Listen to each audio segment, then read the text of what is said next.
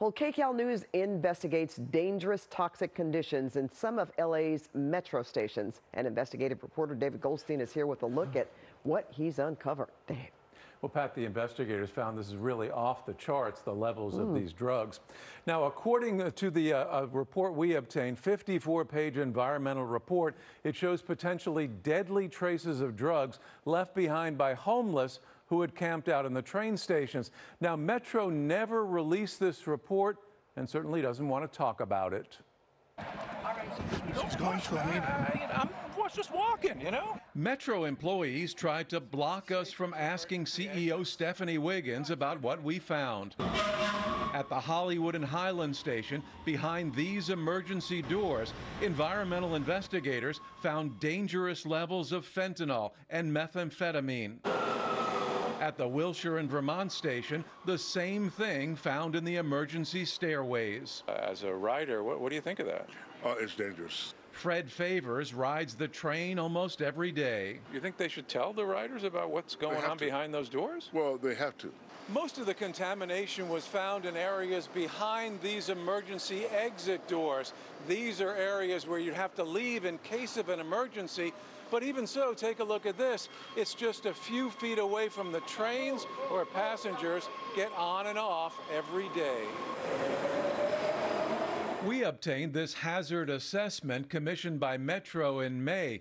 It was prompted by the hundreds of homeless who had camped out in the trains, stations, and emergency stairways. The report includes photos showing what was left after the homeless were moved out. You can see the garbage, but these boxes show what you can't see. Here, they found traces of deadly drugs. The spaces are heavily contaminated with fentanyl and methamphetamine from illicit drug use, the report states. Fentanyl is a highly potent synthetic opioid. This presents a hazard not only to the personnel tasked with cleaning the spaces, but also anybody entering. They recommend people wear special PPEs before going in. This is a ticking time bomb. Angelique Campen is an ER doctor who has dealt with fentanyl overdoses. According to the report, on these floors and walls at the Hollywood and Highland station, they discovered 1.5 micrograms of fentanyl. That's almost 15,000% higher than what's considered safe, and that could be deadly. It takes a very small amount in your system to make you stop breathing. We obtained this directive that was posted to employees on July 15th, listing certain areas of 6 stations reported as biohazards, areas not to be entered. And another email we obtained talks of custodial employees getting sick. But we found no warning going out to riders. Did your organization know about this report? We did not know about this report. This is the first time I'm hearing about the report. Alfonso Directo is with ACT LA, the Alliance for Community Transit, which in part works to improve transportation for low-income communities. They're telling all their employees, rightly so, not to go in areas. Have they told the riders? Have they told your organization? They haven't told our organization. No, they have not. You think they should? I think they do have an obligation to let people know about health hazards that exist. Dangerous, and right? Dangerous ones. How important are those areas if there was an emergency?